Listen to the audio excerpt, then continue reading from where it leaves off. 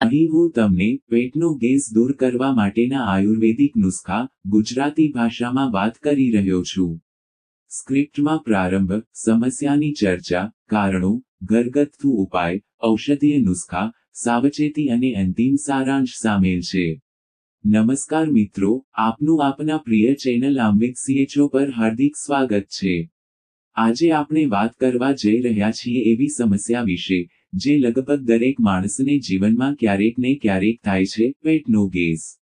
Gas થવાથી પેટમાં દુખાવો, એસિડિટી, ભારેપણું, ડકાર, છાતીમાં બળતર, ચીડચીડાપણું જેવી અનેક તકલીફો થાય છે.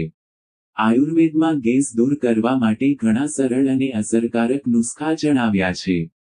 આજે આપણે એ જ નુસ્ખા વિગતે સમજીએ. ગેસ થવાના કારણો: અયોગ્ય ખોરાક, તેલવાળા, મસાલેદાર, ઝટપટ ખોરાક, વધુ ખાવું અથવા ભૂખ્યા રહેવું, ખોરાક બાદ તરત સૂઈ જવું, પાચન શક્તિ નબળી હોવી, તણાવ, ચિંતા અને ગતિશીલ જીવનશૈલી, ઓછું પાણી પીવું અથવા કસરત ન કરવી.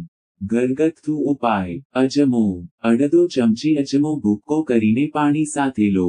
ગેસ, ડકાર, પેટનું ભારેપણું ઓછું થાય છે. સૌંફ, ભોજન પછી 1 ચમચી સૌંફ ચાવીને ખાઓ. પેટની અગ્નિ તેજ કરે છે અને ગેસ ઘટાડે છે. સૂંઠ, સૂકો આદુ, 1 ચપટી સૂંઠ પાવડર અને મીઠું સાથે ગરમ પાણીમાં લો. ગેસ, અફારો અને પાચન માટે ઉત્તમ છે. જીરું, જીરાને પાણીમાં ઉકાળી તે પાણી દિવસમાં 2 વાર પીવો. અજીર્ણ અને ગેસમાં રાહત મળે છે. લસણ, લસણને તળીને ખાવું કે સૂપમાં નાખીને પીવું. પાચન શક્તિ મજબૂત કરે છે. લીમડો, લીમડાના રસમાં થોડું મીઠું અને સોડા નાખીને પીવું. તરત ગેસ દૂર થાય છે. ખાસ ઔષધીય નુસ્ખા: હરિતકી પાવડર, રાત્રે સૂતા પહેલા 1 ચમચી ગરમ પાણી સાથે.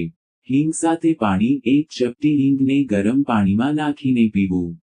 ત્રિફળા ચૂર્ણ પાચન સુધારે, કબજિયાત દૂર કરે, ગેસ અટકાવે. અજમો વત્તા કાળો મરી વત્તા સૂંઠ પાવડર, સમાન પ્રમાણમાં મિક્સ કરી, ભોજન પછી અડધો ચમચી પાણી સાથે લો. બેલની ચા, બેલના પાન ઉકાળી પીવાથી પણ ગેસમાં રાહત મળે છે. સાવચેતીઓ: ભોજન પછી તરત સૂઈ જવું નહીં.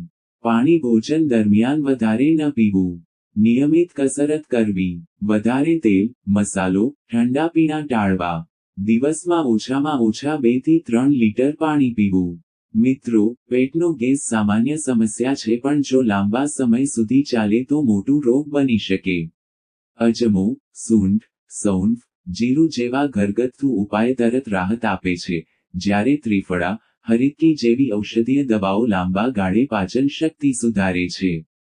હંમેશા યાદ રાખો, યોગ્ય ખોરાક વત્તા યોગ્ય જીવનશૈલી બરાબર તંદુરસ્ત પાચન. જો આ વિડિયો ઉપયોગી લાગ્યો હોય તો લાઇક, શેર અને સબસ્ક્રાઇબ કરવાનું ભૂલશો નહીં. ધન્યવાદ.